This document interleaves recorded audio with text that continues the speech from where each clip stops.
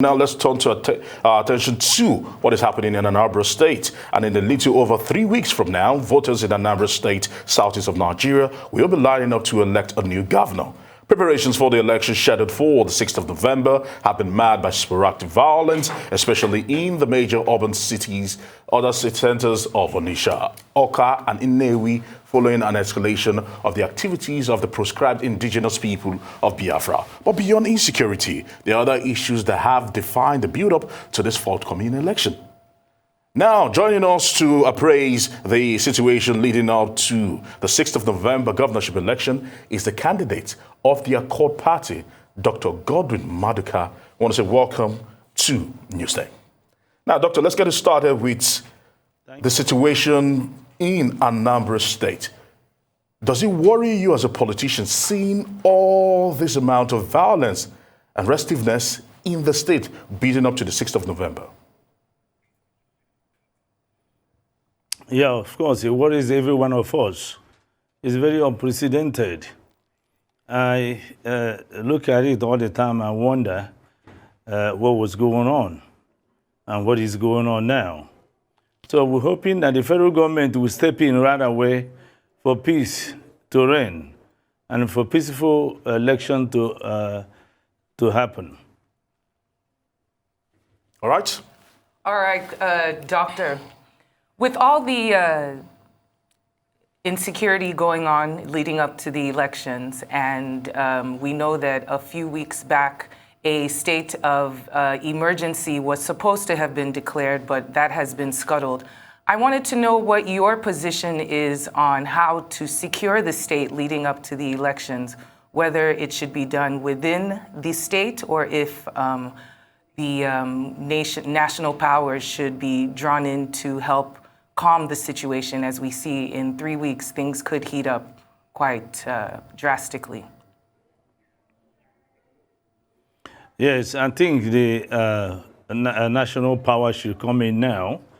There's no need to wait. I don't know if any of you are aware of the fact that the convoy to the governor of Anambra State was attacked and life was lost. You understand? This is very serious now. I'm still wondering why that haven't happened from the national level.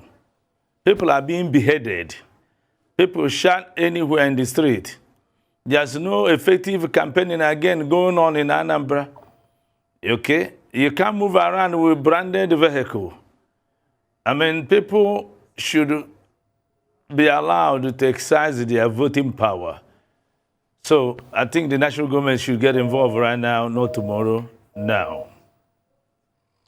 All right, let me find out from you. Some have said IPOB has played a huge role in this restiveness we're seeing happening in Anambra. So some have said no. What's your position of IPOB and their role in all that is happening in Anambra State in the build-up to the elections? I don't speak for IPOB. I don't know their role. But frankly, there's a lot of people getting, even some political people are getting involved. Some people using IPOB or non-government to do what they're doing. Okay. Now it's a mixture of different people. So I believe that when federal government gets involved, they will figure out who is doing what. You know, so that's my take on that. Okay, Dr. Maduka, we've asked this question of a few of our guests who have come in, but I want to ask you particularly, what is it about Anambra State that makes it so much of a hotbed? Others have said it is because it is one of the highest population of educated individuals in the East. Some say, others say a lot of things. I just want to know what your opinion is on that. Well, I mean, every one of us can see what is happening. Anambra State is the hub of Igbo land.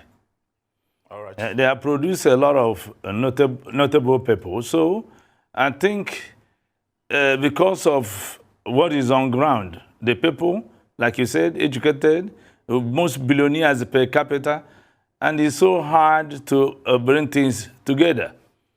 And also, I believe they have agitators from there as well, on the federal level. Sorry, in the country. You have, because Anambra have believed they have contributed much to this country.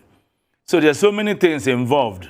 But whatever it is, I think it's time the federal government to take over and bring peace to it. One of the reasons somebody like me is getting involved in Anambra state government is because things are not really working well. The infrastructures are not working. The social welfare is not there. There are so many things that is going bad. The road is messed up. And for a state that produces a lot of billionaires. So somebody like me, if upon becoming the governor, I believe I bring everything to an order. All right. The governor of the state, Willie Obiano, actually came out to say that violence was being supported by other governors of other eastern states. Do you have any comments on this? Well, I'm sure he have an intel that I don't have. I don't know how governors from another state will be coming to Anambra State to do that.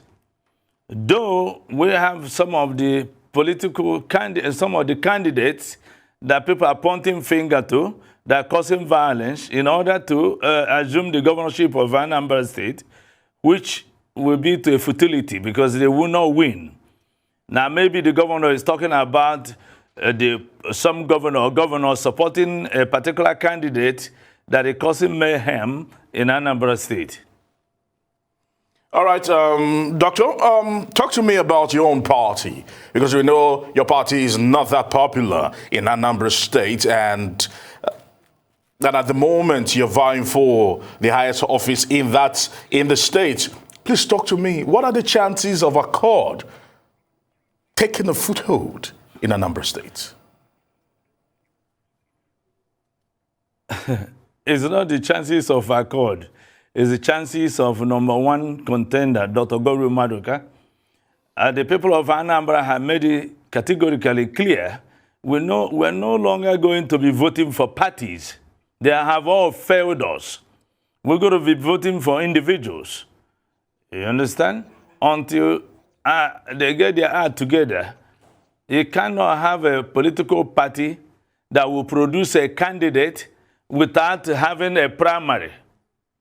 It's only happening in Anambra or maybe in Nigeria. You can't have a candidate who emerges as a super delegate, which I think is purely unconstitutional. So that party should actually look inwards and realize that they probably have to restructure themselves.